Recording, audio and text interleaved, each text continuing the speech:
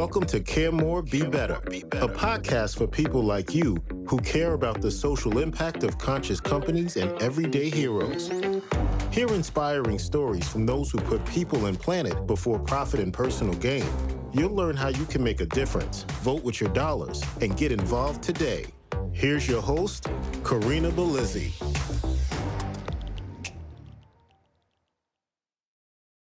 Welcome to Care More, Be Better, a podcast that explores the people and the movements regenerating our planet and reshaping systems to protect life, community, and our shared future. This week, the global sustainability landscape delivered a mixed storm of news. Some of it was encouraging, some deeply concerning. And when you weave them together, a much clearer picture emerges of a world that is deciding what it wants its future to be.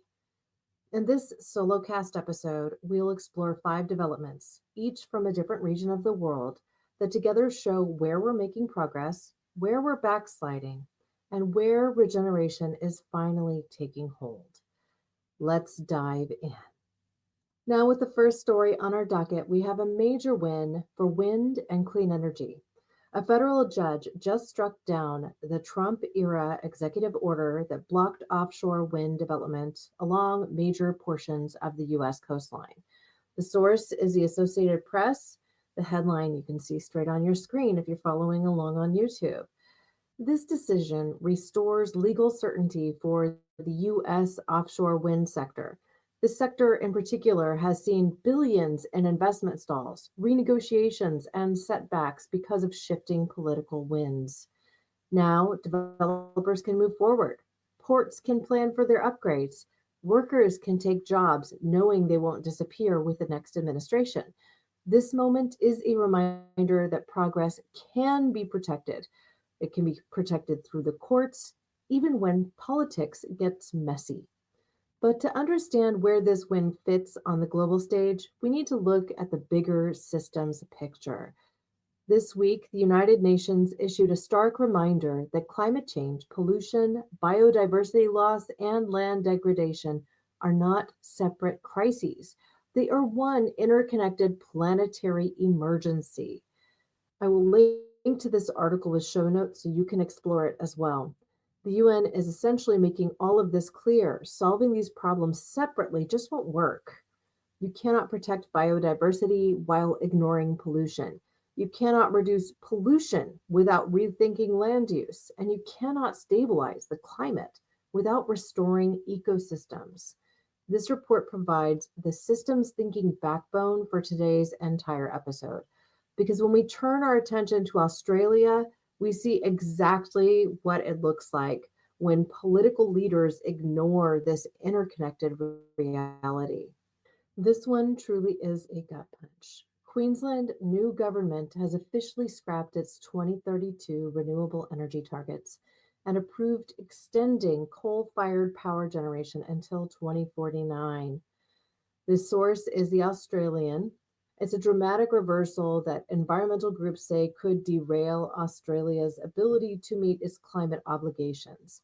Why would a government do this? Short-term politics, energy price fears, and the false belief that renewables can't supply reliably. This decision shows exactly why the UN's system warning matters.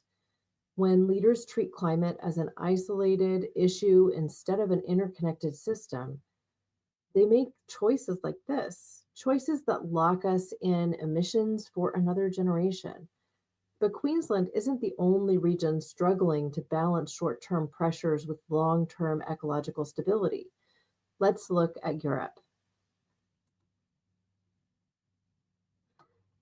Europe considers loosening environmental rules. You might think that the European Union, often considered a global leader in environmental regulation, would be strengthening its politics.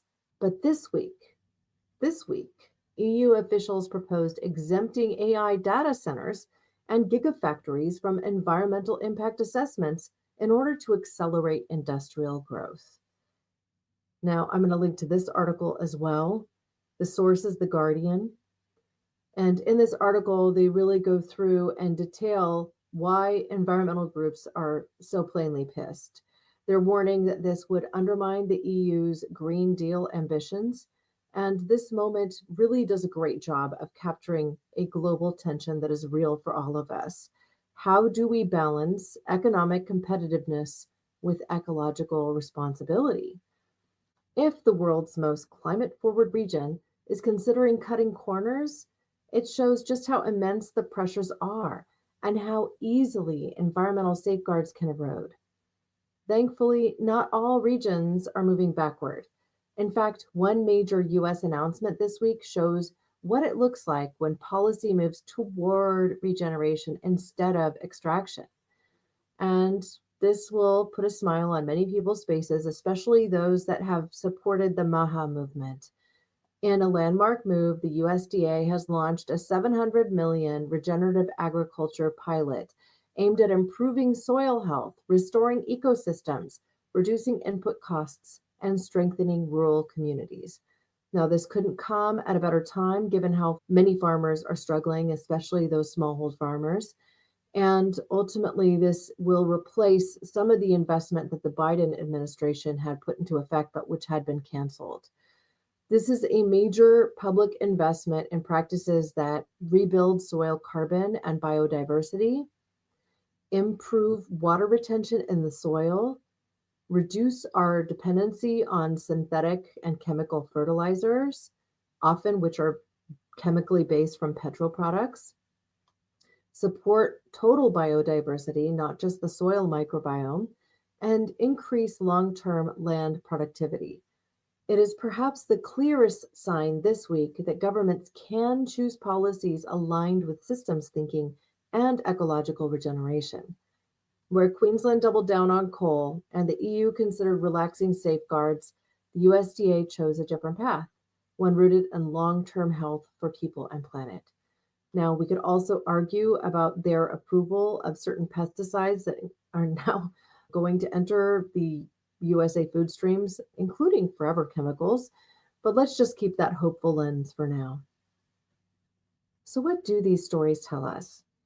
The wind energy decision shows that progress can be protected, sometimes with the involvement of the courts, yes, but we have these checks in place for a reason. The UN report shows us that everything is truly interconnected.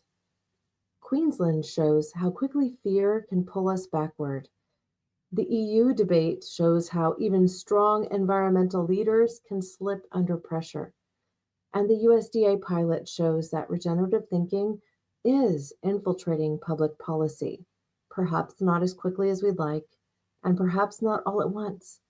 But sometimes we need one step forward, and yes, sometimes one step back at the same time. But the path we choose in the next few years will define not just emission curves, but food security, energy stability, biodiversity, and community resilience. We are living in a decisive moment. If there's one thing we can see clearly from these headlines, it's that the world is making very different bets on what the future should look like. In my next Solocast, airing next week, we'll explore this divergence, not as a sign of chaos, but as an invitation to understand the underlying systems at play and the opportunities for regenerative leadership in a rapidly changing world. Before we close, I want to acknowledge and remind everyone that our cause partner is Prescott College. Through Care More Be Better, we contribute monthly support to advance their mission of sustainability education and environmental leadership. If you'd like to learn more or join me in supporting their work, visit caremorebebetter.com and click the Cause Partner button at the top of the screen, or simply caremorebebetter.com/support. Thank you, listeners, now and always, for being a part of this pod and this community, because when we care more, we can create a better future, and we can do that together. We can even choose the regenerative path when the world stands at a crossroads, just like today. Thanks for listening to Care More, Be Better, a podcast for social good. To make sure you never miss an episode, subscribe, rate, and review wherever you listen to podcasts, and share with your friends to help us reach more people and spread more social good.